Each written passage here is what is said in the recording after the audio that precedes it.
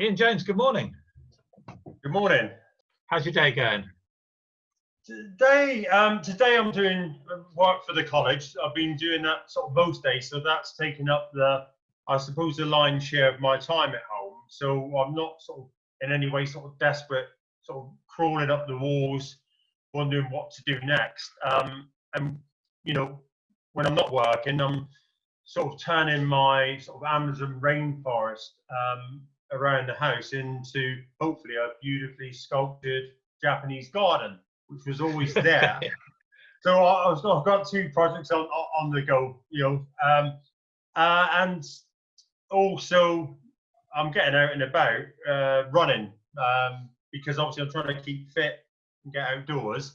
Sort of Marcus has joined me sort of to build up his fitness. So we're averaging, I don't know, sort of 3 kilometers every day, most days. Now and again we miss a few, but it's probably the fittest I've ever been, and certainly Marcus. And he's busy looking for apprenticeships because he's leaving school the middle of June, even though he's not at school. So he's busy, and I'm supporting him with his efforts, helping mum and dad because mum's in a care home, and that's very challenging because we can't see mum. We had a few opportunities to see her through the window, but mum, like a lot of the rest of the residents, I mean, they're suffering big time, with the absence of families. So we're doing what we can do. Not enjoying supermarkets too much. Rubber gloves and a face mask. I suppose it's the only place you can, I suppose the only time you can go into a bank with a face mask and sort of get away with it, really. I've not tried it myself yet. I know, I haven't. I haven't. There's not why I got my hands up. But so well done. So we're occupying our time quite successfully, really. So well done. And could you just give us a bit more on college and your work? What is it exactly you do? Well, I'm sort of learning support. So I'm working in the skills development department at the college. Providing sort of maths tuition, sort of English, independent living skills, sort of IT skills, students, and getting involved in a range of outdoor activities. Great, so pretty much anything then.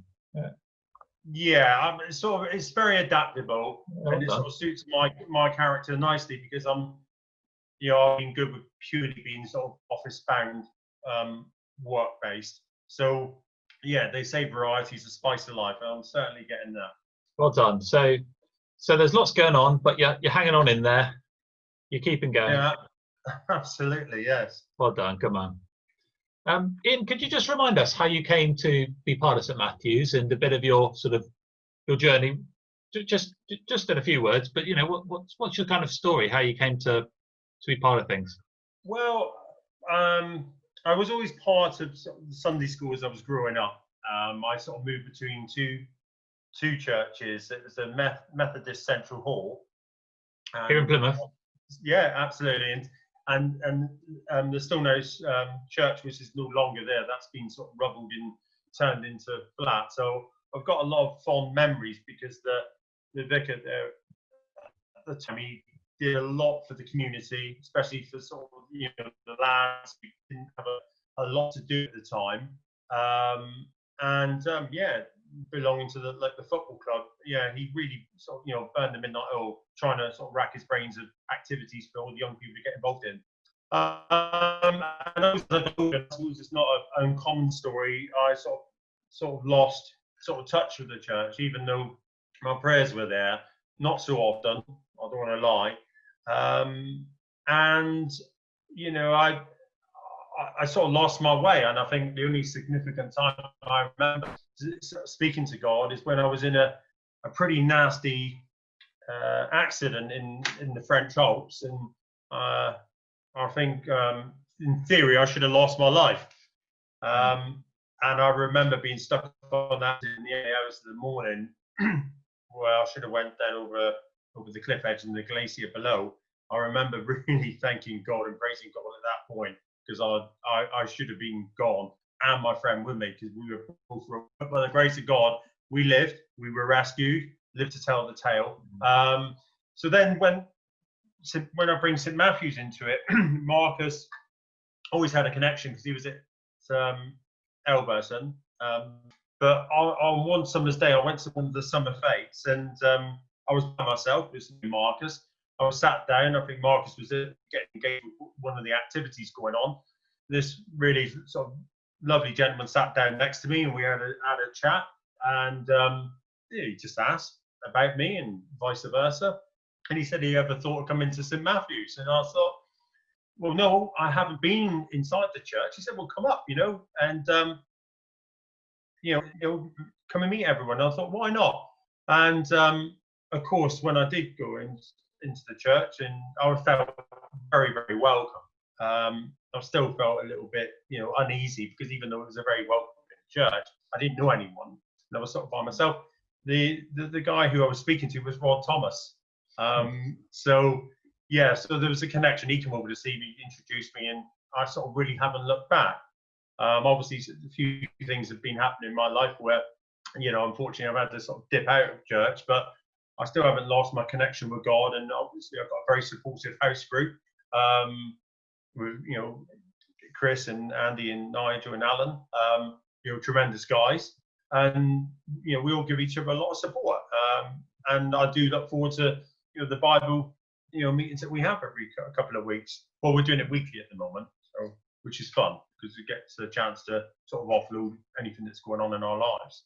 So I've bit sort of hijacked the airwaves there a bit, telling you that. But. No, that's great. That's really helpful. That tells us, that that you've kind of been the Lord's, but it's taken a few incidences and a few people to kind of just give you that nudge and keep you on the path. Yeah, absolutely. Yeah, well done, brilliant. Ian, thanks for helping out with our service today. Really appreciate it. Just before I hand over to you to give our reading, is there a favourite hymn or song that we can include of yours that means something to you? I sort of mulled it over. I looked at the passage. I sort of looked at what the world's facing at the moment, so especially people in our local community, myself. I know there's a tremendous amount of emotional trauma. Unfortunately, loved ones have been lost, loved ones are unwell, people are lonely. There's financial hardship, uncertainty, worry, maybe even desperation. And there's a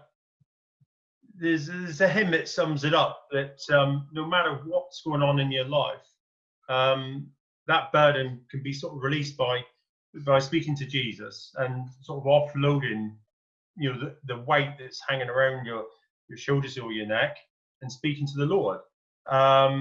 So with that in mind, I thought the appropriate hymn was "What a Friend We Have in Jesus." And additionally, I think one of my all-time favourite hymns, it's got a lovely ring tune too, and the words are very important. He's got the whole world in his hands, and I think they're two wonderful hymns. I think most people can resonate with them, and I know they sort of hit the right areas for me. Thanks, Ian. That's brilliant. We'll see what we can do, and sure we can get them in somewhere. Brilliant. So. Thank you so much, Ian. It's really encouraging to see you and to speak with you. And I'll hand over to you now for today's Bible reading. Okay. All right. Glasses. Eyes are not what they used to be. Okay. So, passage taken from Matthew 11, 25 to 30. At that time, Jesus declared, "I thank you, Father, Lord of heaven and earth, that you have hidden these things from the wise and understanding and revealed them to little children.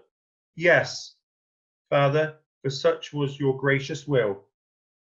All things have been handed over to me by the Father, and no one knows the Son except the Father, and no one knows the Father except the Son, and anyone to whom the Son chooses to reveal him. Come to me, all who labour and are heavy laden, and I will give you rest. Take my yoke upon you and learn from me, for I am gentle and lowly in heart, and you will find rest for all your souls. For my yoke is easy, and my burden is light. This is the word of the Lord. Thanks be to God. Thank you, Ian. Much appreciated. Well, thank you. We'll see you when we see you. Absolutely. Every blessing. Take care. Good care. God bless. Thank you.